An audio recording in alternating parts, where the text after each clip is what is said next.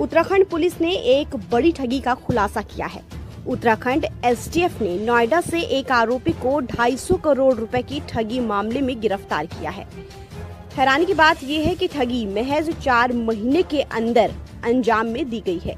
चीन की स्टार्टअप योजना तो गाइस हालमारी অ্যাপস কিন্তু অলরেডি পলাই গেছে। হ্যাঁ তো গাইস কি আর কমু, তো কমেন্টের কমেন্ট তো হালমারি অ্যাপস কি হলো উডলো না কে, তো অনেকজনে কিন্তু অনেক কথা কইতেছে। হ্যাঁ তো কথা হইলো হালমারি অ্যাপস কিন্তু প্রায় আজকে 12 দিন ধরে বাড়াইছে।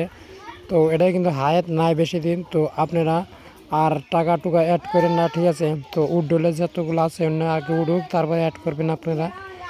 তো আর বেশি ভিডিও বড় করব না। তো হালমারি অ্যাপস কিন্তু হায়াত নাই বেশি দিন, মোটামুটি এটা মানে ধরা যায় আর কি পলাইছে। তো আপনার টাকাটা অ্যাড করেন না আর শেয়ার করেন না।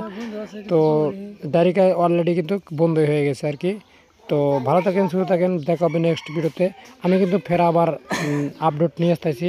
তো যদি এটা মানে থাকে বা চলে তো আমি কিন্তু আরেকটা ভিডিও নিয়ে আসবো। তো ভালো থাকেন।